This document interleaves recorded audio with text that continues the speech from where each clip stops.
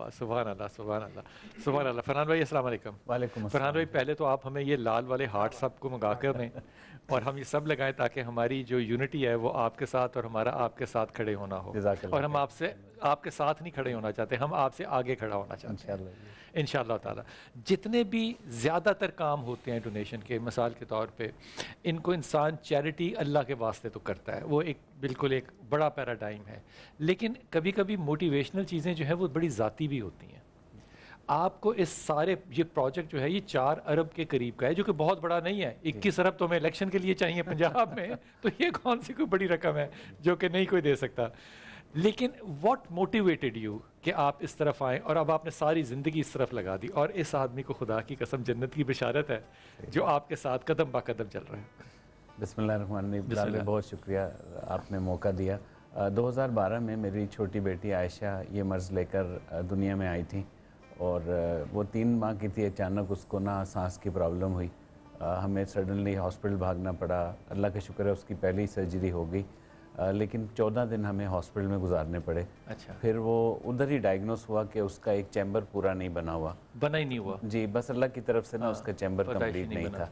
پھر وہ تقریباً ایگزیکٹلی 2 سال 10 ماہ اور 3 دن ہمارے ساتھ رہی. کیا باپ ہیں آپ ہیں. پھر اس کی سیکنڈ سرجری تھی جی, تو وہ سیکنڈ سرجری میں بس اللہ نے اس کو بلا لیا اپنے پاس. اور وہ عجیب بات بتاؤں کہ میرے سے باتیں کرتی ہوئی گئی, مجھے کہتی کدھر جا رہے ہیں.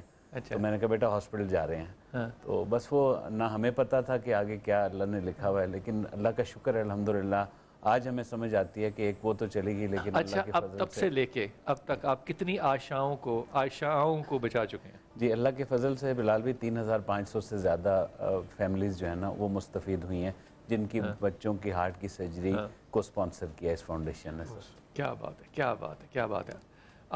ہارٹس ہیں آپ کے پاس؟ یہ جی میں کسی سے میں ابھی ان سے حضرات سے گفتگو کرتا ہوں, آپ اگر ہو تو ہاتھ ہم یہ سب لگائیں جی, اور ہم یہ سب لگائیں. اور میں آپ کو ایمانداری سے سما کے اس پلیٹ فارم سے کہہ رہا ہوں, آپ جس طرح چاہیں ہمیں استعمال کریں اس کام کے لیے. ایک تو عائشہ بیٹی کی یاد ہے, ہمیں عائشہ اماں سے ویسی بڑی محبت ہے. دوسری بات یہ کہ ہمیں ویسی بڑی محبت ہے, تو جو نسبتیں پیدا ہوں. حضرت اماں عائشہ سے متعلق اور ان کی بچی کی وفات سے متعلق ایک حدیث بھی ہے, لیکن آپ پہلے علامہ صاحب سے اگر بات کرنا چاہیں. نہیں آپ بتائیے, آپ حدیث پہلے بتائیے. وہ حدیث یہ ہے کہ آپ صلی اللہ علیہ وسلم نے یہ ارشاد فرمایا کہ کسی بچے یا بچی کا ماں باپ کی موجودگی میں بچپن میں اگر انتقال ہو جاتا ہے تو اللہ پاک فرشتوں سے یہ پوچھتے ہیں, اسرائیل علیہ السلام سے, حل قبضتم ثمرۃ فؤاد عبدی, کیا تم نے میرے بندے کے دل کا پھل اپنے قبضے میں لے لیا؟ ہائے ہائے ہائے, جس کو اردو میں کہتے ہیں جگر گوشہ.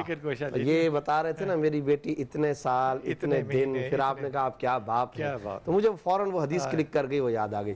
اس پر اسرائیل علیہ السلام اللہ کو فرماتے ہیں یا اللہ جیسے آپ کا حکم تھا پورا کر لیا. تو اللہ تعالیٰ سوال کرتے ہیں میرے بندے کو, ماں کو, باپ کو جب اس کی وفات کی اطلاع ملی تو انہوں نے کیا تاثر دیا؟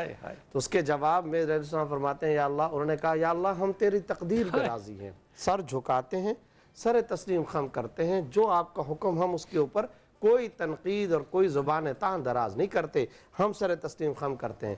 اس کے جواب میں اللہ تعالیٰ یہ ارشاد فرماتے ہیں وہ باوجود کمزور بندہ ہو کر اگر میرے حکم اور تقدیر پہ راضی ہے اور اس فیصلے پہ سر تسلیم خم کر رہا ہے تو سارے فرشتوں کی جماعت تم گواہ رہو, اس کے ماں باپ کو میں بلا حساب کتاب بخشش کا اعلان کرتا ہوں. اللہم صلی اللہ محمد والے محمد. ایسی زبردست. اور حضرت عائشہ رضی اللہ عنہ فرماتی ہے زندگی میں مجھے 2 عورتوں پہ رشک آیا, مجھے کبھی رشک نہیں آیا کسی پہ, 2 عورتوں پہ رشک آیا. ایک حضرت خدیجہ پر کہ آپ صلی اللہ علیہ وسلم ان کا تذکرہ کرتے ہوئے آنکھوں میں آنسو لے آتے تھے. دوسرا اس عورت پر جس عورت کی اولاد ہو بچپن میں انتقال کر جائے, نبی نے اس کا اتنا ثواب مجھے بیان کیا, میرے دل میں حضرت عائشہ کی اولاد نہیں تھی, میرے دل میں کاش میری اولاد ہوتی اور وہ بچپن میں مر جاتی پھر مجھے وہ ثواب ملتا. یہ بات یہ خواہش نبی سے بھی کہہ دی. نبی صلی اللہ علیہ وسلم فرمایا تمہیں گھبرانے کی ضرورت نہیں, تم دنیا اور آخرت میں میری رفیق ہے حیات. حضور اقدس یہ جب علماء صاحب کہتے ہیں کہ شب قدر میں قرآن نازل ہوا, تو قرآن تو ہمیں تو پتہ چلا وہ 23 سالوں میں نازل ہوا, تو پھر یہ شب قدر میں کیسے نازل ہوا؟ بہت عمدہ سوال کیا. قرآن کی آیت کیا کہہ رہی ہے, ظاہر قرآن کیا کہہ رہا ہے, انا انزلناہ فی لیلۃ القدر, ہم نے اسے شب قدر میں نازل کیا. یہ ظہور رکھتا ہے کہ مکمل قرآن شب قدر میں نازل ہوا. سورہ دخان کی آیت تھی انا انزلناہ فی لیلۃ مبارکہ، ہم نے اسے مبارک رات میں نازل کیا. اس کا ظہور بھی رکھتا ہے کہ قرآن مکمل ایک رات میں نازل ہوا. پھر شہر رمضان الذی انزل فیہ القرآن، اس آیہ مبارکہ کا ظہور بھی اس میں ہے کہ ایک ساتھ نازل ہوا. جبکہ ہم مشاہدہ کرتے ہیں روایات کا، احادیث کا، کہ کبھی پروردگار عالم اپنے حبیب پر وحی نازل کر رہا ہے کہ امت پر نماز کو واجب کرو، کبھی روزے کے وجوب کی آیت آ رہی ہے، کبھی حج کے وجوب کی آیت آ رہی ہے، کبھی پنجے تن چادر میں جمع ہے تو آیت تطہیر آ رہی ہے، کبھی سیدہ کے ہاتھوں کی بنی ہوئی روٹیاں جب عرش پہ جا رہی ہیں تو سورہ دہر نازل ہو رہا ہے. تو ہم شب ہجرت کی آیت آ رہی ہے. تو ہم دیکھتے ہیں کہ مختلف مواقع پر مختلف موقعوں پر شان نزول کے اعتبار سے قرآنی آیات نازل ہو رہی ہیں. تو مفسرین نے دونوں اقوال کو جمع کیا کہ قرآن کے دو نزول ہیں. ایک نزول کا نام نزول تدریجی ہے، ایک نزول کا نام نزول دفعی ہے. تدریجی سے مراد آہستہ آہستہ 23 برس کے عرصے میں قرآن نازل ہوا، موقع اور محل کی مناسبت سے.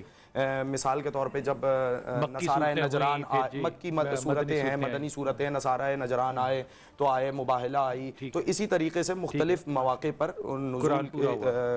نزول کے اعتبار سے شان نزول ہے. اب رہی بات، شان نزول سے مراد ہوتی ہے کہ وہ شان جس کی وجہ سے وہ نازل آیت ہو رہی ہے، اس کو شان نزول. جی بالکل. تو کانٹیکس، وہ سیاق کے اعتبار سے قرآنی آیات نازل ہوئی. دوسرا نزول ہے نزول دفعی، یعنی دفعتاً ایک ہی مرتبہ یکدم پروردگار عالم نے مکمل قرآن کو حضور اکرم صلی اللہ علیہ وآلہ وسلم کے قلب مبارک پر نازل کیا. اور بعض افراد یہ کہتے ہیں کہ نزول دفعی میں پروردگار عالم نے قرآن کو بیت المعمور پہ نازل کیا. بعض روایات میں ہے کہ بیت المعمور سے نچلے آسمان پر نازل کیا اور وہاں سے قلب پیغمبر حضرت محمد صلی اللہ علیہ وسلم کے ذریعے اس قرآن کو قلب پیغمبر پر نازل کیا. یہ وہی روایت ہے جس میں کہ سنا جبرائیل علیہ السلام نے آ کے رسول پاک صلی اللہ علیہ وسلم سے. جی مختلف روایات ہیں. اور اس کے حوالے سے ایک قرآن کی تعبیر ہمیں مساعد ہے اور مدد کرتی ہے یہ بات سمجھنے کے لیے. قرآن میں دو تعبیریں استعمال ہوئی، ایک انزال کی اور ایک تنزیل کی. تنزیل باب تفعیل ہے، انزال باب افعال ہے. تنزیل کا سمجھ آیا، یہ عربک گرامر کے حوالے سے میں نے الفاظ استعمال کیے کہ تنزیل چونکہ باب تفعیل سے تعلق رکھتا ہے تو وہ تدریجاً کے معنی میں آہستہ آہستہ ٹھہر ٹھہر کے نازل ہوا. تو قرآن کو ہم نے لفظ تنزیل بھی استعمال ہوا. انزال اس سے وسیع مفہوم رکھتا ہے جو دفعتاً نازل ہونے کو بھی، ایک مرتبہ نازل ہونے کو بھی شامل کر لیتا ہے. تو اسی طریقے سے مفسرین نے دونوں اقوال کو جمع کیا. اور یعنی کہ یہ شب بھی ہو سکتی کہ اس میں پورا قرآن نازل ہوا اور اس کے بعد موقع اور محل کے اعتبار سے آیات قرآن. حضور آپ اس بارے میں کیا فرمائیے گا؟ مختصر عوامی ذہنی سطح کے مطابق لوح محفوظ سے آسمان پر ایک ہی مرتبہ، پھر اس کے بعد تدریجی یعنی وقتاً فوقتاً انسانی ضروریات کے مطابق 23 سال میں.